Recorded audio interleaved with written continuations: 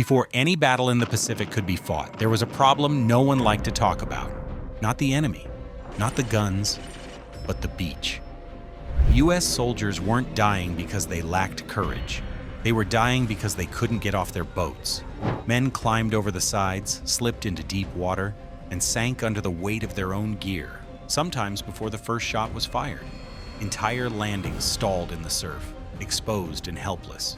But before they could call it quits, a strange, boxy boat appeared. It had no armor or firepower attached, hence the design was almost laughable. But that simple design changed how wars were fought, and without it, the Pacific campaign might never have succeeded. Amphibious assaults were central to how the United States fought and advanced across the Pacific during the Second World War. The Pacific was made up of thousands of islands, many of them heavily defended by Japanese forces. Because there were few usable ports and long distances between targets, the Allies relied on amphibious landings to move troops, equipment, and supplies directly from the sea onto hostile shores. These assaults were most often used as part of the Allied strategy of island hopping. Instead of attacking every Japanese-held island, Allied forces selected key islands that could support airfields, naval bases, or supply hubs. Amphibious landings allowed forces to seize these strategic locations and use them as stepping stones toward Japan. Islands such as Guadalcanal, Tarawa, Saipan, Iwo Jima, and Okinawa were all taken through large-scale amphibious operations. In practice, amphibious assaults in the Pacific followed a structured pattern. Naval forces transported troops across long ocean distances and positioned them offshore. Before landings began, naval gunfire and airstrikes were used to target enemy positions. Specialized landing craft then carried Marines and Army units from ships to the beaches. These craft were designed to move in shallow water and unload troops, vehicles, and supplies directly onto the shore. Air power played a major role in these operations. Because many landings occurred far from friendly bases, aircraft carriers were used to provide fighter protection, reconnaissance, and close air support. Escort carriers stayed near the landing areas to support troops as they pushed inland, while fleet carriers operated further out to protect the invasion force from Japanese naval attacks. Once a beachhead was secured, engineers quickly went to work building airstrips, supply dumps, and defensive positions. These newly captured islands then became bases for further amphibious assaults, allowing Allied forces to steadily move westward across the Pacific. This method turned naval and amphibious power into a continuous offensive tool rather than a one-time operation. Overall, amphibious assaults allowed the Allies to combine naval strength, air power, and ground forces into a single, coordinated effort. In the vast geography of the Pacific, they were not just a strategy, but the primary means by which the war was fought and advanced toward Japan. On paper, amphibious assaults looked clean and controlled. In reality, they were messy, slow, and deadly. Even with careful planning, getting thousands of men from ship to shore exposed a long list of problems that commanders struggled to solve early in the Pacific War. The first issue was exposure.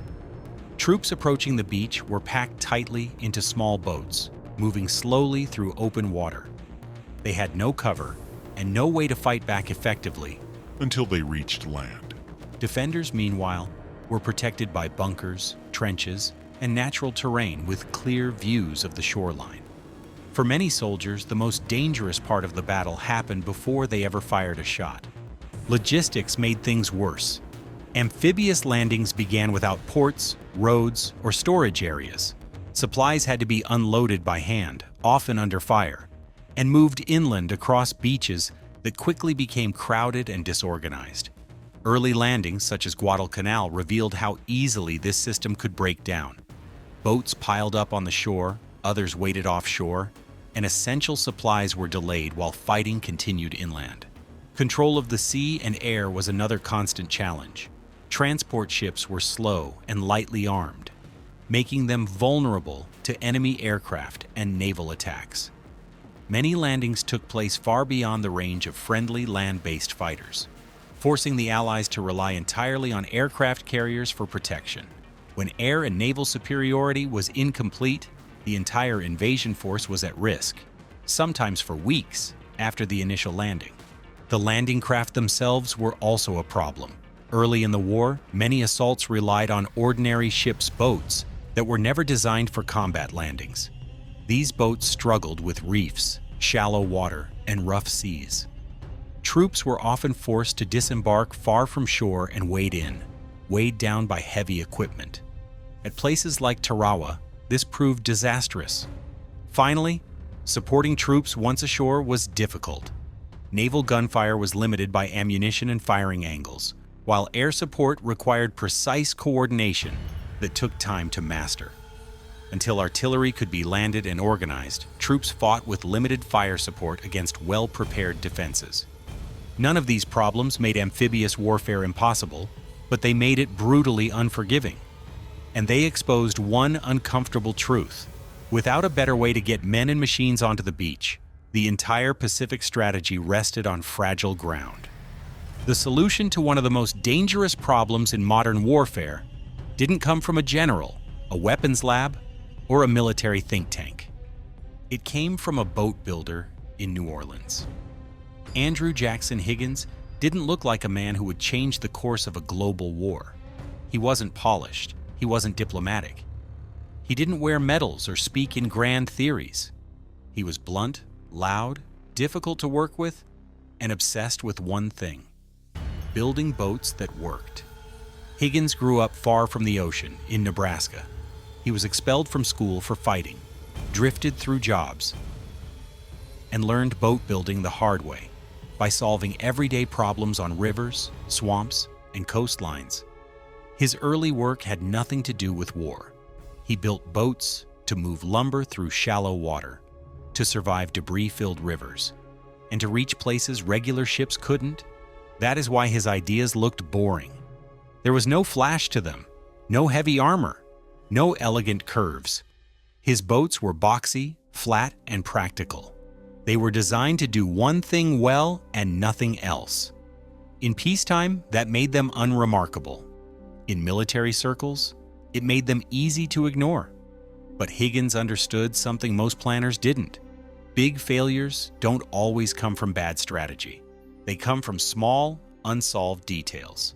And in the Pacific, the smallest detail of all was the moment a soldier stepped off a boat and into the water. When the Marine Corps came looking for a better way to land men on hostile beaches, Higgins wasn't thinking about glory or doctrine. He was feeling like a problem solver. How do you get people across shallow water? How do you protect a propeller from sand and reefs? And most importantly, how do you unload fast and leave just as fast? Those questions didn't sound heroic or worth it even, but answering them would quietly change everything. The Higgins boat did not come from a grand military theory. It came from a practical problem in Louisiana's swamps.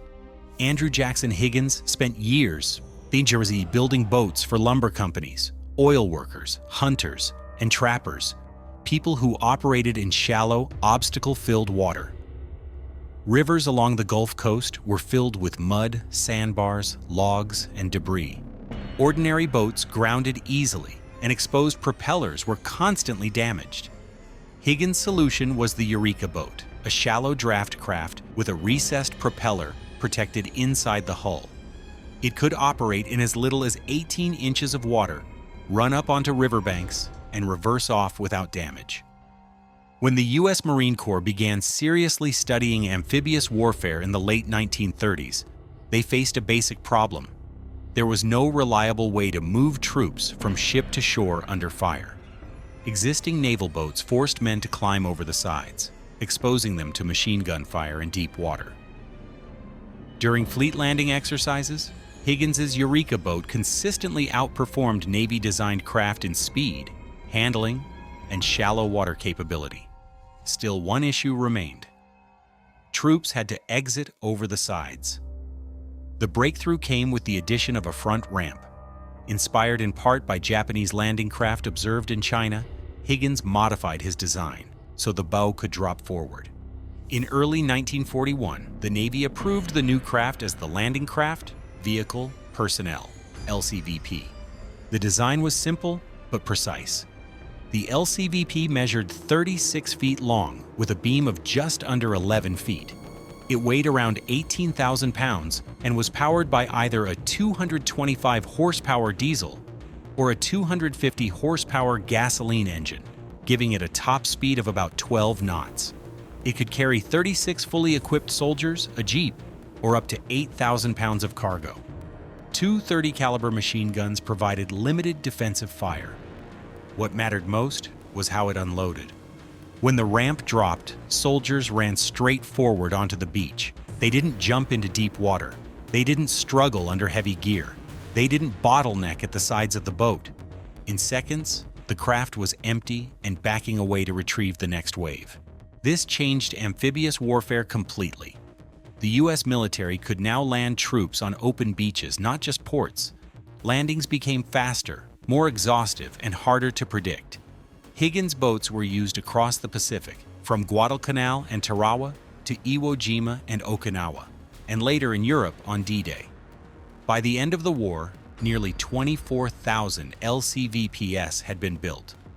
General Dwight Eisenhower later said that without Higgins, the Allies could not have landed on open beaches at all. The boat wasn't glamorous. It didn't win battles by itself, but it solved the beach and made victory possible. Once the Higgins boat entered service, it went everywhere the war demanded, and that was nearly everywhere the Allies had to land under fire. In the Pacific, the LCVP became the backbone of the island-hopping campaign.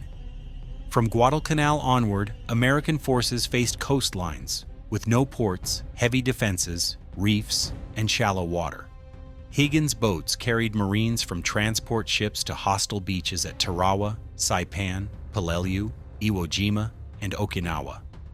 While other landing craft struggled on coral reefs or rough surf, the LCVP's shallow draft allowed it to push closer to shore, unloading troops faster and reducing the time men were exposed in the water. Without it, repeated landings across hundreds of islands would have been slower, bloodier, and in some cases, impossible. The boat's limitations were also exposed in the Pacific. At Tarawa, many LCVPs grounded on reefs before reaching the beach, leaving troops stranded under fire. Yet even there, the Higgins boat proved essential. It moved the bulk of men and supplies forward and worked alongside tracked amphibious vehicles to keep the assault going. Rather than replacing the LCVP, these battles confirmed its central role in a larger amphibious system. In Europe, the Higgins boat became permanently etched into public memory. On June 6, 1944, thousands of LCVPs carried American, British, and Canadian troops onto the beaches of Normandy. The famous photograph Into the Jaws of Death, taken from the rear of a Higgins boat at Omaha Beach, captured soldiers stepping into surf and smoke, an image that came to define D-Day itself. The opening scene of Saving Private Ryan later recreated this moment almost exactly, using a faithful replica of the craft. The Higgins boat also served in North Africa, Italy, and southern France, supporting Allied landings wherever ports were defended or destroyed. Its value was not in firepower, but in reliability. It delivered infantry, jeeps, ammunition, and supplies wave after wave, then returned to sea to do it again. By the end of World War II, Higgins boats had participated in most major Allied amphibious operations across both the Pacific and European theaters. Generals came to understand that strategy depended on logistics, and logistics depended on getting men off boats and onto land. The Higgins boat didn't just carry soldiers into battle, it had the war forward. The Higgins boat didn't just end its journey on one beach, it kept moving, across oceans, into forgotten landings, and through moments history barely pauses on. From Europe to the Pacific, it quietly carried men into places that would decide the fate of the war, then disappeared into the background once the shooting stopped. And that's the thing about history. The most important stories are often the least celebrated. If this surprised you, you are just getting started. History is full of stories like this, hidden, strange, and powerful. Subscribe, and let's uncover the ones you were never taught.